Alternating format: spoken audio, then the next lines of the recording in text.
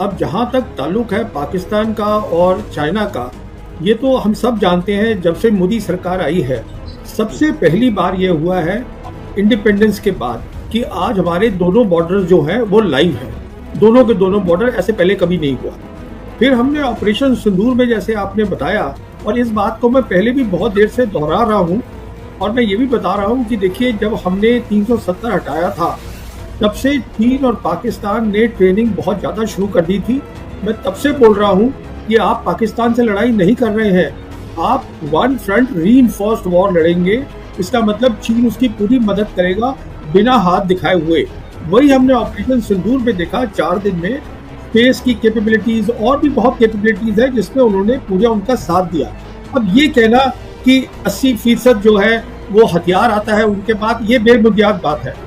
बेबुनियाद इसलिए है, हमारे पास भी तो हथियार आता है, रशिया से आता है, इजराइल से आता है, फ्रांस से आता है, अमेरिका से आता है। इसका मतलब नहीं होता। देखिए, सबसे इम्पोर्टेंट बात जो मैं बताना चाहूंगा आपके दर्शकों को ऑपरेशन सिंदूर की, वो ये है, हिंदुस्तान और पाकिस्तान के बीच में जो हवाई युद्ध होगा वो सबसे इम्पोर्टेंट है।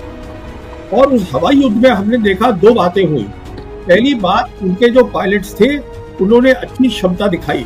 देखिए, आप सामान खरीद सकते हैं और 6 महीने में लाके उसको लगा सकते हैं, और पायलट की क्षमता बनाने में सालों साल लगते हैं। इसका मतलब वो तैयारी तभी से कर रहे थे जब आपने 370 हटाई। यही मैं कह रहा था, ये पहली बात है। दूसरी बात ये है कि अब जो हमारा सैन्य वो हवाई युद्ध हुआ उसके बारे में अब सरकार बात ही नहीं करना चाहती है, जबकि सबको पता है दुनिया में क्या हुआ, कितनी हमारा नुकसान हुआ, कितने एयरक्राफ्ट गिरे, सब चुपचाप बैठ गए हैं। तो आप बाकी कुछ भी बोलते रहिए, वो मेन चीज है।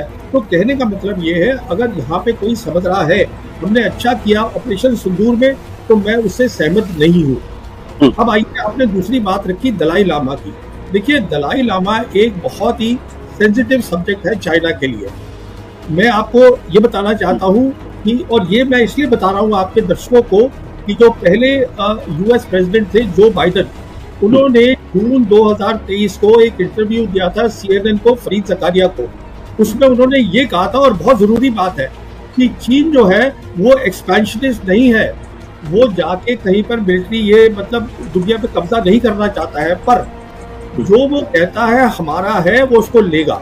और वो 2 चीजें बोलता है वो हमारी हैं, वो है ताइवान और तिब्बत, और अरुणाचल प्रदेश को वो साउथ तिब्बत बोलते हैं। तो कहने का मतलब ये है, दलाई लामा जो है उनके लिए बहुत इंपॉर्टेंट है। वो इसलिए है क्योंकि दलाई लामा आखिरी कड़ी है उनके लिए पूरा कब्जा करने की तिब्बत पर। अभी जो तिब्बत है उन्होंने तिब्बत को पूरा बदल दिया है, जो उनका तिब्बत ऑटोनोमस रीजन पूरा बदल चुका है। तो वहां पर अभी पहली वाली कोई बात नहीं है, 5G आ गई है, सब इंडस्ट्री आ गई है, सब कुछ हो गया।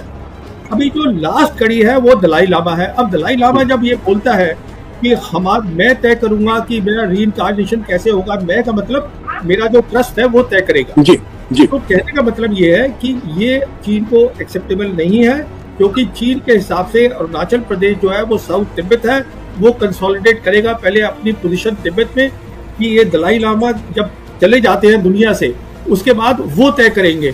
तो कहने का मतलब ये है, हमारी चीन हमसे सिर्फ एक ही मुद्दे पे लड़ाई करेगा, और वो है दलाई लामा का मुद्दा, और किसी पे नहीं करेगा। बाकी के लिए वो पाकिस्तान काफी है, चीन हमें अपने बराबरी का समझता ही नहीं है, पर इस मुद्दे पे वो लड़ाई करेगा। अब आपने बोला लड़ाई की बात, देखिए वो एक लड़ाई होगी जो दुनिया ने देखी भी नहीं है आज तक। मैं अपने दर्शकों को मिसाल देता हूँ छोटी सी। देखिए, क्या हुआ था कि जब एक युद्ध हुआ था 1991 का, जो इराक वॉर हुई थी, जिसको हम ऑपरेशन डेजर्ट स्टॉर्म बोलते हैं, उसमें अमेरिकन फोर्सेस ने 44 डेज की एयर कैंपेन करी। उसके बाद ग्राउंड में कुछ था ही नहीं, और 100 घंटे में सब कुछ निपटा दिया। कहने का मतलब कि यहाँ पर 44 डेज नहीं होगा, इसको मैं समझा चुका हूँ, किताब भी लिख चुका हूँ। ये लड़ाई होगी अगर चीन लड़ेगा, तो वो जो चीजें कह रहा है मैं वापस लूंगा। आज वो क्लेम कर रहा है अरुणाचल प्रदेश, आज जिसको वो साउथ तिब्बत बोलता है, आज वो क्लेम कर रहा है पूरा लद्दाख। उसके पास काबिलियत है, और मैं समझता हूँ कि वो 10 दिन में एक डिसाइसिव जो है लड़ाई लड़ सकता है। तो हमारा खतरा बहुत ज्यादा बहुत बढ़ गया है। अब आपने तीसरी बात करी, क्या हम तैयार हैं? तो मैं आपको बताना चाहता हूँ, ये मुझे बहुत कोई खुशी नहीं होती बताते हुए, हम तैयार नहीं हैं। हम इसलिए तैयार नहीं है। पहली बात तो हमें देखिए, अब मैं आपके दर्शकों को बताता हूँ, हमारे वो जो डिप्टी चीफ हैं इंडियन आर्मी के, लेफ्टिनेंट जनरल राहुल सिंह, उन्होंने बोला कि वो 1 बॉर्डर और 2, 1 बॉर्डर 2 एनिमीज एडवर्सरीज, वो बोला सब। अरे भाई, ये तो आपको पहले से पता होना चाहिए था। आपका दुश्मन कौन है, उसकी ताकत कितनी है, अब आप आज हैरान क्यों हो रहे हैं? ये तो आपका काम था ना, पता होने का कि कौन किससे मैं लड़ाई लड़ रहा हूँ। ये अब आप बता रहे हैं कि वो इसलिए था, ये बहानेबाजी का काम है।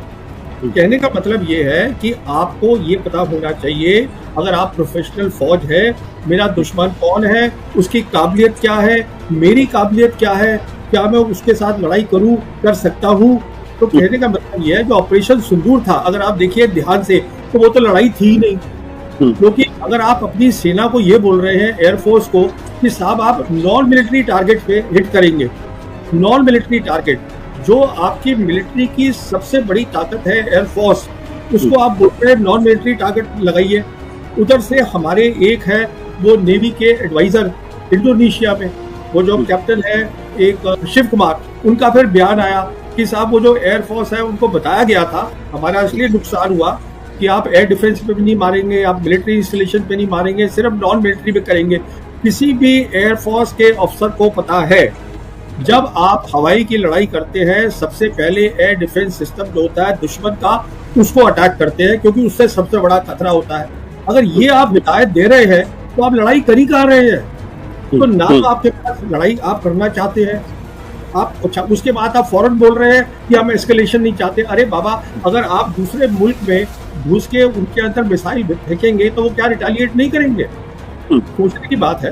तो आप कुछ करना भी चाहते हैं, नॉन मिलिट्री में करेंगे, एस्केलेशन नहीं करेंगे। आपको पता नहीं है आपका दुश्मन कौन है, चीन है, पाकिस्तान है, क्या है, उसकी काबिलियत क्या है, आपकी काबिलियत क्या है, तो आप मुझे बता दीजिए कैसे करेंगे आप। आपने एक और सवाल उठाया, जो फॉक्सकॉन की बात करी, और आपने ये रेयर अर्थ की बात करी। देखिए, बात ये है कि चीन जो है आज दुनिया का सबसे बड़ा मैन्युफैक्चरिंग नेशन है, ये अब दुनिया सब मानती है, प्रेसिडेंट ट्रम्प भी मान रहे हैं, और सारी सप्लाई चेन जो है वहां पे शुरू होती है। अब हमने तय कर लिया है, अब चीन के समझ में आना शुरू हो गया है कि हम नॉर्मल रिलेशन नहीं करना चाहते चीन के साथ। मैं तो यहाँ तक कहूंगा, एक कारण कि Xi Jinping, president Xi Jinping अभी ब्रिक्स में नहीं गए ब्राजील की, वो ये भी हो सकता है कि मोदी को मिलने की जरूरत नहीं है। ये भी मेरे हिसाब से एक कारण है। बट प्रवीण जी, भारत सरकार तो लगातार ये कह रही, देखिए ऑपरेशन सिंदूर के दौरान हमारा जो निर्भरता थी उसने काम किया, देखिए ब्रह्मोस ने काम किया। अब ये प्रश्न इस बात को लेकर है कि भारत सरकार अगर आत्मनिर्भरता की बात करती है, तो क्या हमारी डिफेंस में आत्मनिर्भरता उस स्थिति तक पहुंचती जहां चीन का मुकाबला कर सके?